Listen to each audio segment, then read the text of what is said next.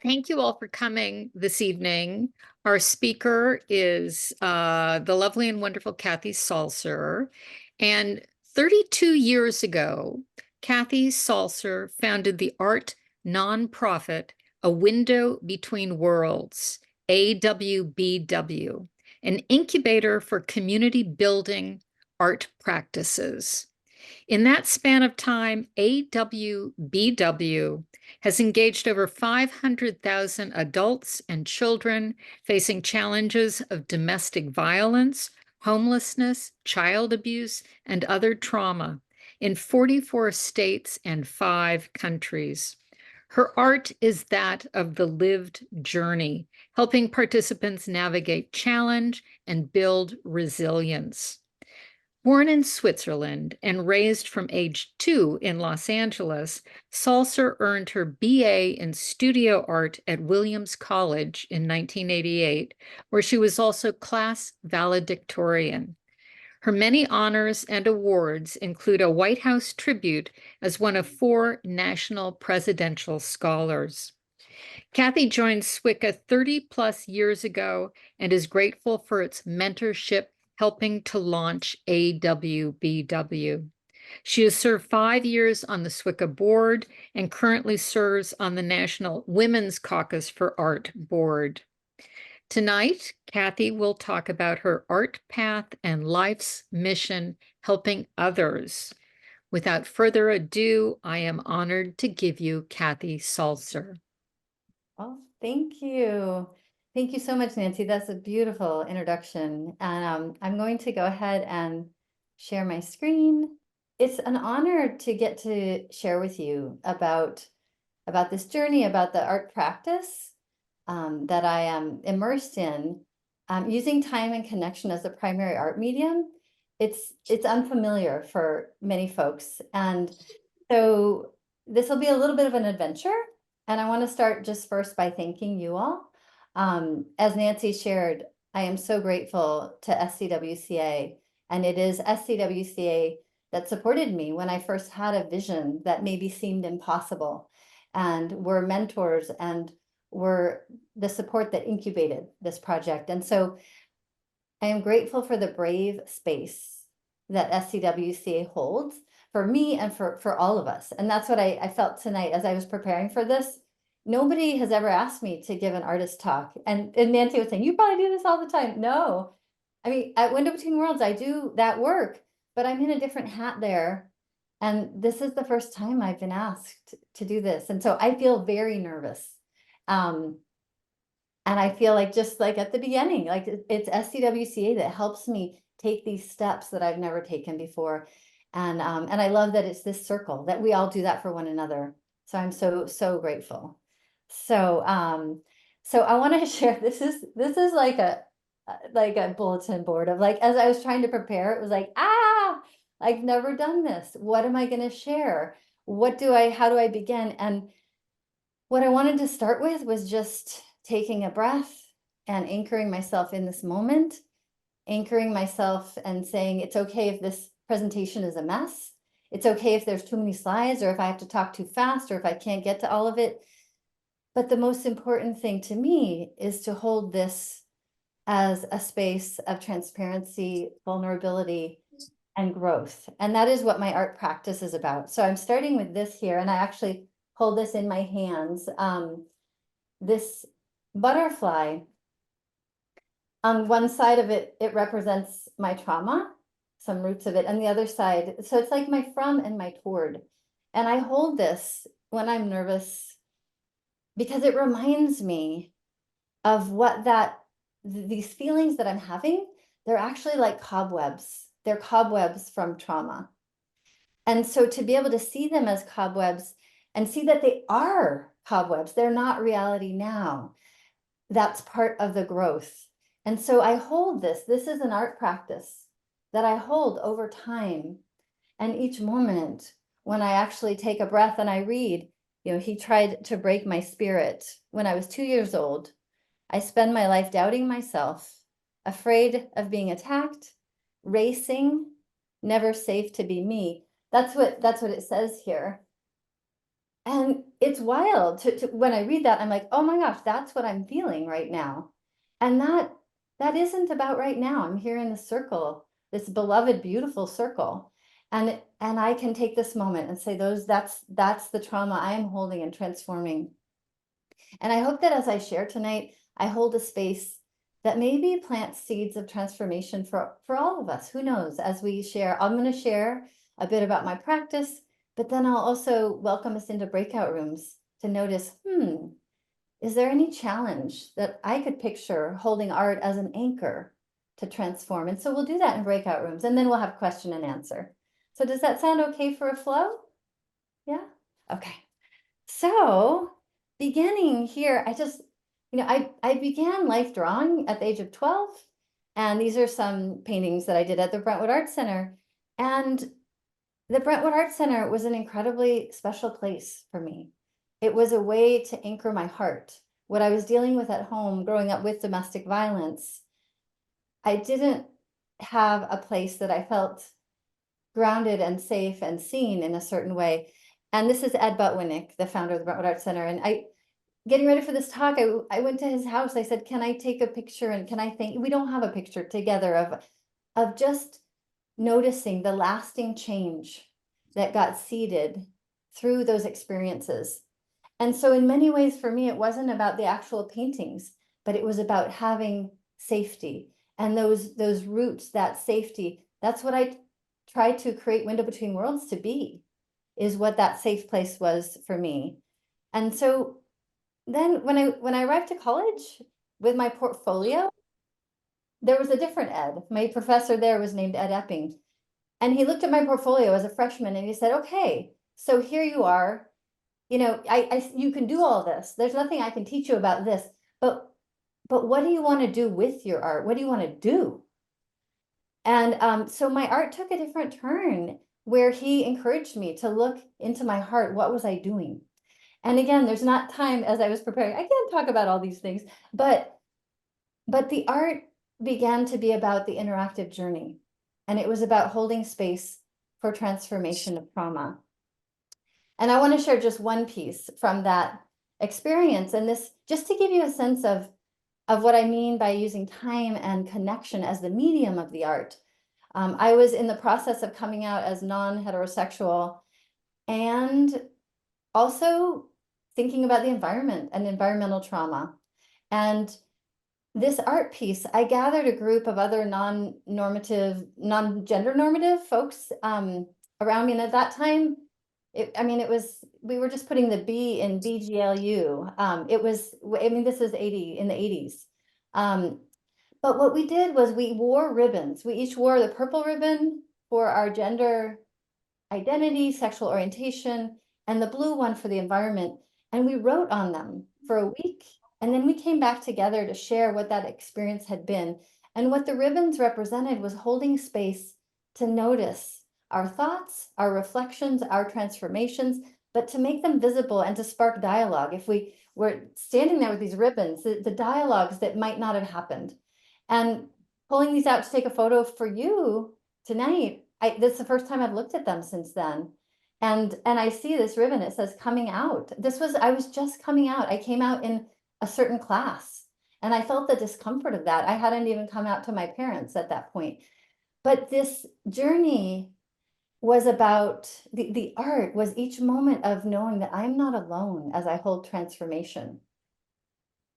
And that each moment is part of this art. And so it was really quite a powerful experience. And I didn't know I wasn't even thinking about grades, but then there I was as valedictorian. And so I spoke about these ribbons and about forms of measurement that are harmful, like grades. And that I felt, and this in the speech called The Pale, the Flabby, and the Hairy, I shared, and I hadn't even come out to my parents in that moment. But the speech was, I felt it was terrifying, but it was erased from the graduation video and it was not put in the magazine. They always put it in the magazine. It was not put in. So, it was received in that way. as being on the outside of what was acceptable. But for me, it was that moment was part of the art. And so there you go. It was about inviting that interactive journey, and that's what the value of my education there was. And that's what Ed, my teacher, had held for me. After college, I began to teach. And then when I left that job, I was in a really actually rough spot. And these are smiling pictures. They don't show the roughness of this spot, but I didn't know what was going to happen next. But my friend Jan Blacka asked, "What is your greatest vision?"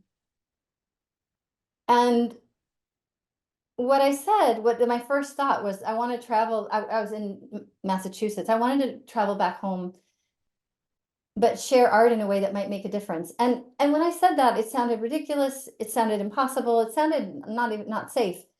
But I don't know what she was seeing, but she said to me, "I could see you doing that. Send announcements, let them know you're coming." And that's a month later. That's a photo of me with these envelopes with paint splashed on them.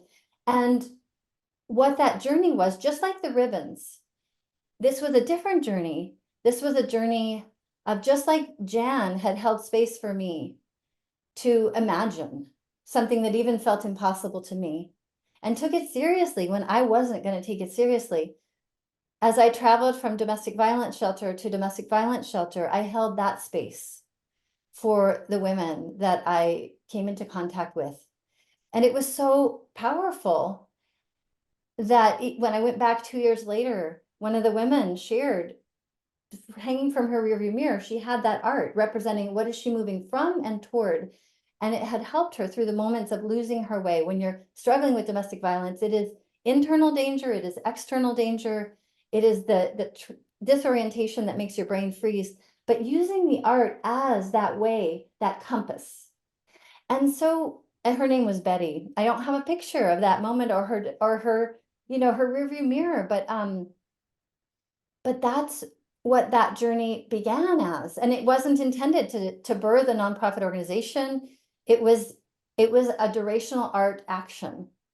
And it was so powerful that thanks to Betty, thanks to her being an innovator, and each person who innovated, what's the seed of change I want to hold, it continued on. And so that circle, holding that circle where we're each welcomed to anchor change and use art as that way to not lose hold of it.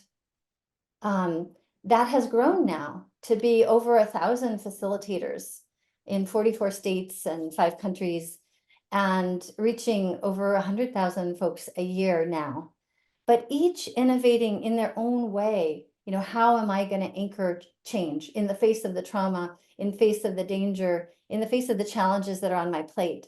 And so this is just an image of our sharing that it is a collective resource that's co-created. So just like the ribbons, it was each of us in that circle holding that experience with a window between worlds. Each facilitator is welcomed into that circle, and here's what we've developed so far, but you're going to take this in your own direction, in your own context, with those you work with, and then share back. And that's how the curriculum has grown to be over 600 workshops, but this collective and ongoing evolving innovation using art to anchor change. And here you're seeing our facilitators, the areas that they focus on. It grew beyond domestic violence because there's so many places and spaces where they are using art as that way to anchor community and sustainable action. And so one thing I want to share about this is that when I began on that trip across the country, it was just going to be that one summer. And here I am holding space for folks to see change. So with those that I became close to, like Glenda here, I invited them to share, and I had a tape recorder, literally tape recorder, and a camera, a real camera. And there were no cell phones, but welcome them to take that window of time, just like Jan had given me, that window of time to anchor their visions. And so these portraits were painted from those recordings and photographs I took of them noticing, what is my from, what is my toward. And in these paintings, I know this is a blurry photo, I apologize, but these are words underneath the surface of the paint.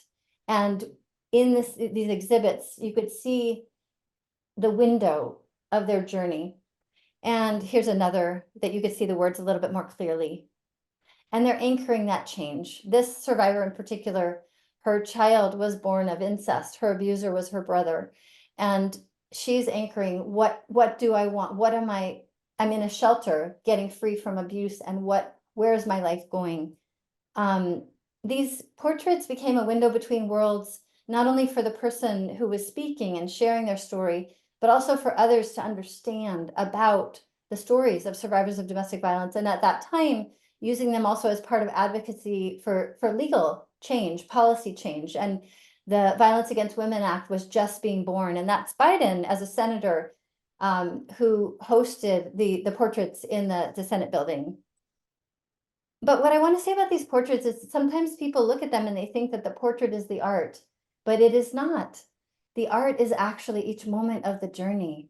The portrait was just created almost as a touchstone, like you saw those stones. It's a touchstone. And for those in the portraits, that touchstone meant a lot. And this is one person, Carla, who in this portrait 30 years ago, and then this is her 30 years later.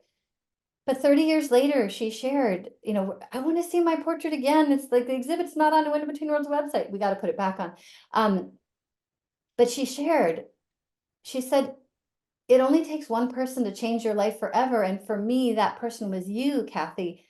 That time of you hearing my story changed everything for me, knowing that it was going to be heard. And as I do the work with murdered and missing Indigenous women's movement, I try to hold that space for others. And so again, like the ribbons, the art is the journey over time. And so the art doesn't always look beautiful. It doesn't always look like you could put it in a gallery. And I want to uplift that. I want to be proud of that. So this is an example of an incredible innovator. This young woman is someone who was so traumatized from what she had experienced that when she arrived in the shelter with her mom, she was wrecking rooms in the shelter. And her mom didn't know what to do. The staff didn't know what to do. And they called, the mother was ready to give up custody. And they called the psychiatric emergency team to take her. And in the interim, as the team was on the way, that Window Between Worlds facilitator thought, what can I do? How can I hold a window of time that would enable some kind of shift, some kind of transformation here? And she invited the girl to, this is a combination of two different workshops. One is called Heart Stories. One is called Feelings Friends, where you put, it's like a paper doll, and you put what you're feeling into those arms. And the girl began to share like she had not shared before. The doll enabled her to share. But the most beautiful part that I want you to know is that she, first of all, her mother did not give up custody. They began to communicate in a different way. And for the entire next year of their lives, they kept this artwork on their table. And every morning that they could put words into those arms. You could put in different words. How am I feeling today? It became a change of a relationship. And so that is the innovation. And so I wrote each an innovator on this slide, that each participant is an innovator of their own journey of change. And so that's what's been a little exasperating, honestly, to me, is people look at something that looks like a beautiful painting and they think that's art, and they don't see that with this art, where time and connection and the transformation of our relationships, our bodies, our trauma, our world, that's the fabric of this art. So this is a current project. It's a slow moving project to make this fabric of change visible. And so here you can see me with it. So you can see it's a pretty large piece. But, and I'm holding up this picture because I was so moved by this bridge, Christo's walking on water, floating piers. When I saw it, and I know how he works, how he gets the investors and to raise the money to do this, and that they own little pieces of the bridge. And it resonated so much that I feel like each person, like that girl you just saw, is an innovator of transforming trauma. And the bridge is not a physical bridge on a lake in Italy. It is a bridge of change in her life. And I want to make a piece that makes that bridge visible. And so that is what this represents. It's a little hard to see. And again, it's a work in progress, but this tree is going to become a digital mosaic, and where you can click in and see each person's story of the change they're anchoring. How are they using art as this fabric of change, as a journey where time and connection are the medium? And what we're working on is transforming trauma. And so with that, I welcome us all at Window Between Worlds. I'm welcoming every participant, every facilitator, every supporter to become part of this collective bridge that we are building. So I'm so excited about that. But I want to just, I mean, even welcome you all to be part of that. But I want to just take a peek into 5 different examples of what does that mean to use art as this thread? And you've maybe gotten a sense of it from what I've shared, but I wanted to share 5 really, really different examples of it, just to kind of pique your thinking. These are all interactive journeys that hold space for transformation. So the first one is fix your side of the feather. And you might think, well, why, Cathy, why are you, this isn't your art. But to me, my art is the holding of space, just like with the ribbons. It's not just me doing my ribbons. No, it's a circle. It's a circle. That is what this is. I wouldn't have begun a Window Between Worlds if I didn't have Jan asking me that question and supporting me. I wouldn't have begun if I didn't have SCWCA supporting me. So it's this circle of connection. And so as I share these 5 pieces, some of them you might say, oh, Cathy's the artist of that. Some you might say she's not. But this is all, like, my art is holding space for each person to innovate their own way. And so Nikki is one of these innovators with Fix Your Side of the Feather. It invites Indigenous and allies to walk side by side in a journey of truth and reconciliation.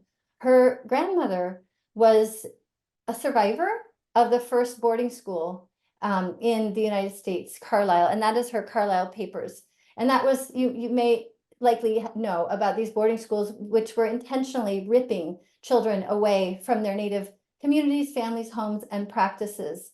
And many children died and were buried in unmarked graves. And it was when the unmarked graves were being unearthed that Nikki, she's a facilitator of Windows, but it was the first moment where she said, oh my God, I need to become an activist, and I need to talk to Cathy, and I need to create a journey.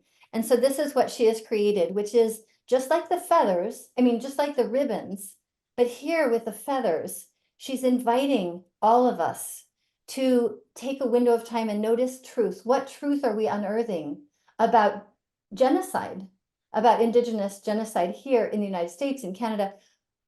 And what are we unearthing about reconciliation? And what is a commitment we can make to day action on our feather, and to hold that over time? And so, like with the ribbons, we held that for a week and came back together. But with Nikki's project, we're creating the infrastructure, the technology. So digitally, we will be able to hold these journeys in connection over time and hold that piece of transformation of trauma that we each hold. And this is me doing it with my son and introducing him to Nikki and Nikki's daughter and Nikki's mother. That's her mother, not her grandma. And knowing that each piece of this journey is a piece of collective change. This next piece is called #Prisoners2. This name was created by the survivors who are living in custody, and the concept of this piece. And it is, there's me beginning to work on it. It's 2 pieces, each have 16 panels, because there's 2 in South Carolina, 2 women's correction facilities, and 1 in each facility. Those living in custody chose the symbol of a butterfly to represent the metamorphosis they wanted to hold. And 16 folks each told their story on these panels. Their story of survival, their story of change. But this whole piece is just an invitation. It's an invitation for everyone in the facility, whether it's those living in custody, those who are in admin, those who are on staff, those who are visiting, to notice, how do I anchor transformation of trauma? And that's when I made this butterfly, because I needed to make an example. What am I coming from? What am I going toward? What transformation do I want to hold day by day? And these butterflies, as you might notice, they're made out of the fabric of the uniform. So just like those ribbons, where the idea is you're wearing it all through that week. With this, the women kept these butterflies, maybe kept in their locker, in their Bible, but they could always touch their clothes. They could notice, what is the journey of change I hold? And this one with anger, she said, I want to use it in myself and in others. I want to support anger to become a window of change. And so just to notice any moment of anger, how do I transform? So each person carrying transformation in their own way. Here you see, God, Associate Warden Carter is the one in pink here.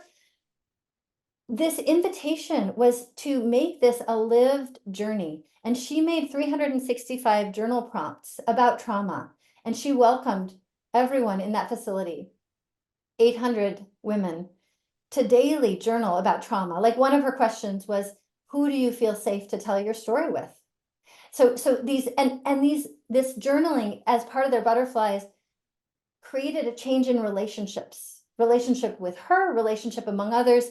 And here you see them on the news. They even had a butterfly release ceremony. They really made it a living, breathing. So like what I did for a week with a group of a few people, they did throughout the entire institution. And in admin, Ms. Thompson, this is a quote from her, as I was supporting the admin folks to do this, she was like, we need this too. And she said, I see this as a method of change. There is a different way to do corrections. So that piece shares some of the ripples from individual to relational to collective and even systemic change. I'm going to move to a very different, like I said, 5 very different examples. Fix your side of the feather, #prisoners2. This is a 5th grade class. So they're about to leave, graduate from elementary school. What do you anchor going forward? And so they made this collective piece, and you see them all pointing at it. But the invitation was to make a touchstone that anchored, what do you want to carry forward? Who do you want to be? And so here's Scarlett, stay true to yourself. The invitation, this is Malachi, the invitation was to put a date on here. How long do you want to hold this intention? And I held up a sample that I wanted to hold for 10 years. Malachi, I'm like, Malachi, why 2088? He says, I want to hold this intention until I'm 80. Wow. Wow. So, and finally, be loving. So this was a 10-year intention, I think. No, a 5-year. No, this is a 5-year intention. It was 2019. So, so just an elementary school example, but just to imagine what does that mean? And for an elementary schooler, they are innovating their own journey. Again, very different example here, number 4, navigating cancer. So this is my husband, who I married in just before, well, after I learned he had cancer. But he passed away in 2000, so this is a while back. But to anchor, it was only recently that I realized, oh my gosh, I was anchoring a journey, transforming trauma, a durational journey. What we did was record moments. We call these moments. And we had this frog. Actually, I have the frog right here. Here's Froggy. But we recorded these really special moments together. It was a way to hold on to our love. It was a way to hold on to the wisdom. It was a way to actually get through what was horrifying and difficult in a way that was hopeful. And I actually made a video of these like a compilation, which is part of the art, and I made paintings from it. But again, the art is not these paintings. The art is the connection over time. And so here's me this week with the portrait and with Frog, and this is in my bedroom, and the connection, the love, the support that I feel, that is the art here. So now going to another very different context, eco art. And Sandra Muller, she wanted me to be sure to share this one. Some of you may have been part of this back in 2007 with SCWCA. We had a show at Barnstall Park. This is the catalog from it that I'm holding. The piece that I had in the exhibit, similar to those portraits that I did of survivors of domestic violence, but in this case, anchoring our change. What do we hold in the face of economic catastrophe? What do we hold? How do we hold change? And each person named a quote that they wanted to hold on to, but also their own words.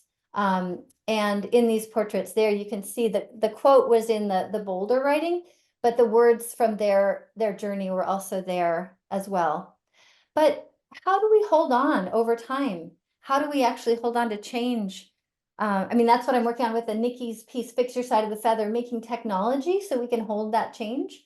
But this is another piece about environmental trauma that I did, again, inspired by SCWCA. This was Earth Day 2021, and you all invited us. You did a call for land art.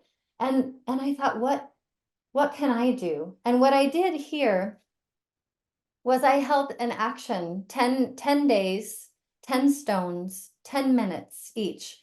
And so for 10, it was my act of resistance against the sense of denial, numbness, hopelessness. But each day I lay with a stone in the front yard, no less, with people walking by. I lay there in that circle of stones. You see the stones under my head. So I put my head right down in the circle, and I took one stone and I had it on my forehead for 10 minutes. And I noticed what I was hearing from the environment. And I wrote on the stone what I was hearing. And so you can see one of the things that came to me one day was talk to the children. And like sometimes I don't know how, how do I talk to my son? What do I it's nothing's going to be enough. But I began to talk to my son, and I know you can't read this, the stone was too dark. But when I talked to him, he said, I think the biggest problem in the world is, oh, I said, what do you think the biggest problem in the world is? He said, humans. And so we began to talk about that. And I talked to him about the project I was doing, and I asked him if he'd want to be part of it. And I showed him my stones, and he did not like this stone. One day, when I was laying there, all that came to my mind was a bird was chasing a squirrel. So I wrote bird chases squirrel. So when I talked to him, here he is, and he said, oh, you can't read it, but it was about anchoring something every day to do for the environment. And and he said, bird chases squirrel doesn't qualify. That's his words. Like he wanted it to be something that he felt would really make an impact. And so you can see some of his actions here. And so again, this doesn't look like art that would be in a museum, but this is, in my book, very valuable. It starts a journey of change that can last a lifetime. And so another piece the next year is, this is by our microwave, but it says for the planet. And it's just a space to hold. What actions am I taking? What actions am I taking? So that even if they feel too small to make a difference, by making this into a scroll, an art piece, they begin to matter. They begin to be worth doing because it's made as part of the art. And even like when someone came to the door, and I donate to the California environment, I forget which, I donate to a lot of them, but I showed her this. I was like, what would it be like if you encourage everyone to anchor their action? So anyway, just this moment of dialogue is like part of the journey. But this probably like doesn't look like art, right? And so I just wanted to share this. I love this piece. Ken Unsworth, long ago, suspended stone circle. And it made me think of my stones. I'm like, what is valued as art? Is it, and I don't mean to pit one against the other, like this thing that's maybe no one's ever done it and no one's ever gonna do it, right? It's that hard to do and it's that amazing. But what mobilizes action? Maybe it's not what's never been done and no one can do it. Maybe it's what can everyone do and what can we be connected in? So I just want to bring that and kind of come to a close for our breakout rooms with, again, saying I'm grateful for you. I hope you hear that through this, and I feel joined by you, and I welcome you all to be part of, like, if you have ideas, anything about holding time and connection as the medium. And some of you are on this journey right now, this current journey, Seed and Harvest. And there's 8 of us, each anchoring a journey over time in our own ways as part of 6,000 Circles. There's the thing that's there at the gallery right now. And what this piece is, there you all are. Thank you, those of you who are here right now. But anchoring in intention, but journeying in connection. So like I journeyed with the support of Jan, and we didn't just have that one talk. We actually talked at payphones along the way, cried. We supported one another reciprocally. And so that's what these pairs are doing, supporting each other reciprocally. And all there at the kickoff, and just getting to hear. I just want to cheer on, like Susan's work. There she is with her intention of helping to save our country, helping to spark dialogue. And she's with It's My Pie to Bake. You probably saw this on the Facebook, welcoming us to actually have this shirt, to wear this shirt if we make a donation to Planned Parenthood, if we spark a dialogue, she is holding a durational action where there's time and connection is the medium. And so I just want to shout out to that. And Danielle, who I just loved listening to you last week in your talk, and again, you're saying the artwork is a launching point. We've made the art, we've given the talks, that's great, but now what? Together, bigger voice, economic power. So how do we anchor the art that is the time and the connection into action? And so I just want to welcome us all to be part of this. I am one of this circle doing this. I am one of the circle at Window Between Worlds alongside that girl and her feelings friends. I am in the circle with you. And that's why I want to just pause for a breakout room where we'll just have a few minutes each way. And your mind might just go blank. You might be like, I'm just processing. But I want to give you space to notice, like, imagine, is there any challenge that you're dealing with? And honor what comes to mind. You might be like, I need to clean up my desk. I mean, like, who knows what it could be tiny, it could be huge, it could be personal, it could be global, anything's welcome. But then imagine using art as an anchor for that journey. What would it look like? What comes to mind? As folks come back from the rooms, I just want to say welcome back, and let me know, did you feel like you got to be heard? Maybe if, like, this is like I got to be heard, and this is like I just listened and then we ran out of time. Like, where were you on, like, did you get to be heard? Anyone get to be heard? Yeah? Heard? Okay. Yay. Okay. Good. Thank you for holding that space for one another. So now we're opening it up for Q&A, anything at all. Yeah, I wanted to ask a question. So my question for you is, this is very intense work that you're doing. It's beautiful work that you're doing. It's effective work that you're doing.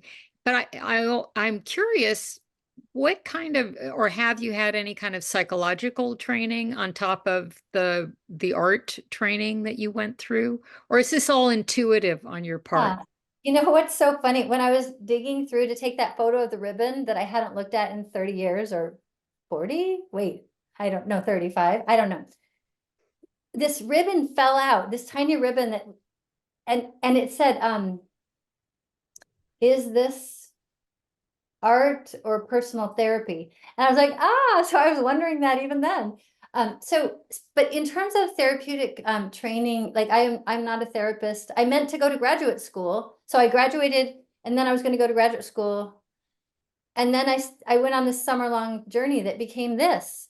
And halfway across the country, I got very scared. I was like, I'm not an art therapist. Should I even be doing this? Am I allowed to do this? Is this going to be dangerous? Is it going to be harmful? And I met with the art therapist community. By that time, I was in Redding, California, and really started to kind of parse out, what is art therapy? What am I doing? And the differences. And so, no, I don't. It's actually, I feel that it's stronger, that it's a peer support group. It is not about diagnosing anyone, and it's not about having authority over their journey in a way a therapist would. And I love therapists, and I've been in therapy in several different moments. So it's nothing against therapy, but I would say a third of our facilitators are therapists, but they find this very different than their therapy and very useful because the client can feel their own power, their own voice, and they can hold on to it. Whereas sometimes in therapy, you kind of feel like, what's this person thinking of me? And am I okay? And it's harder to hold on to your own strength. But if you're actually creating and carrying something out of that session, you're holding your own journey. So yeah, no therapeutic training, but a lot of therapeutic intersection. Yeah, yeah, that's fascinating. Thank you for Yes, that. it really Can is. anyone, I- Monica? Monica, yeah. What I was just saying in the breakout room was my training is as an art therapist, a licensed therapist and art therapist, and my training followed, like, you're the epitome of everything we learned to do and to focus on the process and not the product, and to go wherever the client is, that's where you go, and you don't put your own stuff on. It's like, the whole presentation, I was like, wow, that's everything I tried to do when I was doing that. That's nice to hear. I was That's really amazed. amazing. Yeah, that's pretty amazing. And Susan, were you about to speak? Oh, I realized I was just sort of commenting. I mean, it's just an amazing sort of interconnection between what Monica just said and what you were saying, and Nancy asking the question, because it was such a valid question, considering everything that you're sharing and teaching and journeying with people. And Danielle had to go have dinner. I'm just going to say this, so she might still be on the screen, but she said she had to go have dinner. But I'm going to be really honest, because you and I are building a relationship, and I was thinking, oh, can I do this? This is like my bedtime, and but I really like Cathy. Susan, you need to try to do this and not crawl into bed so early. And so, so that's the backstory. And then I came, and I'm going to get emotional because I'm so affected by what you're doing, and to be included in the Seed and Harvest out of nowhere. You contacted me. So thank you, Cathy. I really look forward to all of this. I really Oh do. my God, thank you. And I'm going to tag along with Susan on that. I was telling Jenny that I'm part of the Seed and Harvest journey as well. Bless you. And thank you.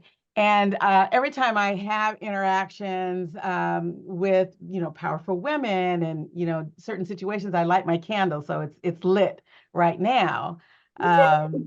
Yay! So I wanted to share that there is that connection, for me with the journey and with my intention, and just being with a powerful female community. And guiding. I feel like you're helping to give me direction. There you go. Good job. Which I need. Yeah, we're doing that for each other. We're doing that for each other. And as I was preparing for this, like I shared how nervous I was. Monica, I know you and I haven't, like, we're meaning to do our deep dive of our journeys, but just knowing that you're there has felt so transformational to me as I go through these feelings of fear, and as I look at your art, and like I have your postcard right here, or yes, so it's like having that connection. It's a very visceral change in my body, and I'm grateful for it. So yes. Oh, I'm so happy to hear that. Can I offer a way of getting around the fear of public speaking forever? Forever. Yes, we would all like to hear that. Yeah. Okay. So I used to read poetry on the spoken word scene in LA. I've been writing poetry almost as long as I've been painting, but I did a lot more consistently. And I was at a poetry reading one evening in a coffee house somewhere in LA. And a couple of my buddies were sitting there, and this young lady joins us at the table, and she's got a couple of pieces of paper in front of her with poetry on them. And we said, "Oh, are you going to read at the open reading tonight?" She says, "Oh, no." Said, "Well, you brought your poetry with us." Said, "Oh, I'm too scared." And I said to her, "Well, what's the worst thing that could happen? We don't really get your poetry, and we only give you some light applause. And what's the worst thing that could happen if you drive on the freeway in LA? You get rear-ended, you can get sideswiped, somebody thinks you're a bad driver and gets the gun out and shoots you. So how did you get here tonight?" She drove on the freeway. She got up and read. Good job. Good job. Well done. It's all about the perspective. Yes. Jenny, I wished you had told me that when I was teaching. For 25 years, I was nervous about public. I'm always amazed at how many of the college professors were such nervous people for public speaking. Why do we do this? I never could. I was so surprised when others would go, "Oh my God, I'm terrified." Why do therapists become therapists? Okay, there you go. Well, I don't want to go They're there messed because up. Monica's here. I don't want to. Because we need therapy too. Yeah, no, That's- Monica that's owns right. it. Monica owns it. After 40 years in therapy, I figured it out. So I don't want to keep you all too late, but so I just want to ask, are there any other questions? I know I shared a lot. It was a lot, and it was like I would go from one thing to a very different thing. Any other questions for Q&A? I have one more question. I just wanted to say that, you were talking about it's not about the art, not how the art looks, but I will say that those paintings that you showed that you did, the beautiful figurative work was gorgeous. The portraits of the women were gorgeous. And I love that wall with the tree at the end. It's so beautiful. I mean, it really is just, you can't, if it were in a public space, couldn't help but feel drawn to it. And the other thing I wanted to ask you just for fun, I just loved, we talked about this during the technical run through. You have that piece right behind you that is, the one that you did with the kids. Can you just Yeah. do that really quick and just show Yeah, people sure. what that is? This is like one of her projects that she worked with students, and they did these balloons, and then she mod podged it. Yeah, so I'll just say, for this, Gorgeous. I do work in classrooms, and the challenge going into a classroom sometimes is you only have a limited amount of time. And if you're creating a collective piece like this, like how can you possibly do that if you only have an hour with the kids and then an hour here, an hour there? Because they can't even get their hands around it and whatever. But using deli paper is the magic trick for that, where they each of them drew the project here is called It's What Is Love. So they were each expressing for themselves what love was.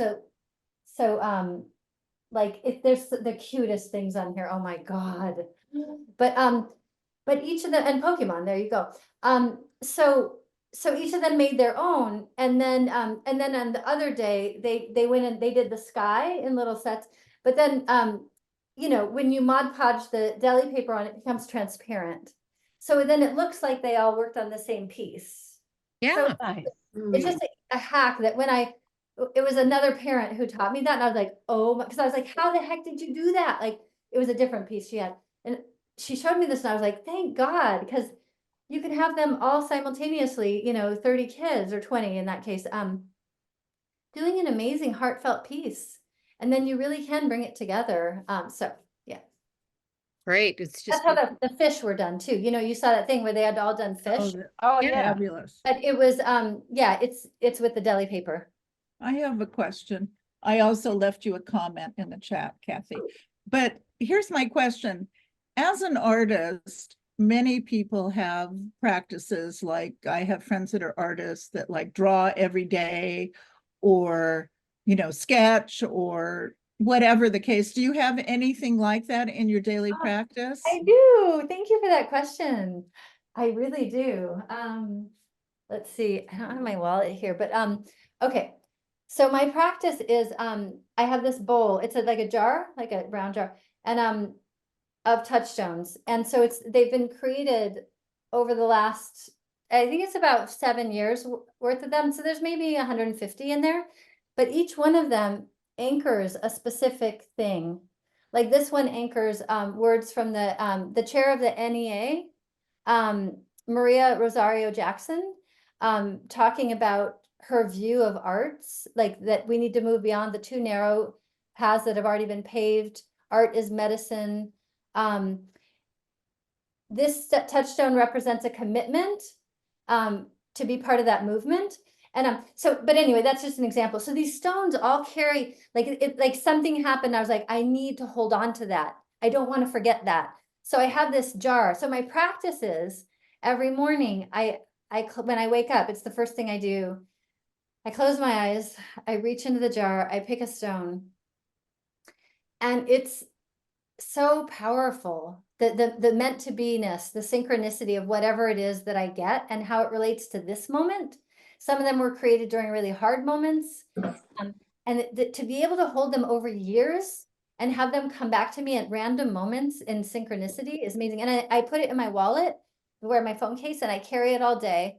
And at the end of the day, I throw it into a different bowl. And that way I cycle through all of them. And I also do a little, like I do a little digital journaling about it in there. I take a picture of it, of myself with it. So that's my daily practice, and I love it. I have my little stone here, Cathy. Oh my God, you do. Yay. I was telling Anu that mine's kindness. It's to remind me not to be so mean to myself Oh, and yes, others. yes. Yeah, Cathy, I looked at my collection the other day, and I didn't realize I had so many. I'm trying to remember when did I create all of these? I guess because, you know, I've shared this practice with other people and workshops and things like that. And of course, every time I do that, I make one for myself as well. Yeah. And yeah, so I'm like, these are a lot. How Yeah. did I get so many? So I need to do that too. Do the bold thing and just Bold. grab one and see what I can hold on to. It's pretty amazing because like when I like this is a different one about holding trauma in a way where it can dissolve.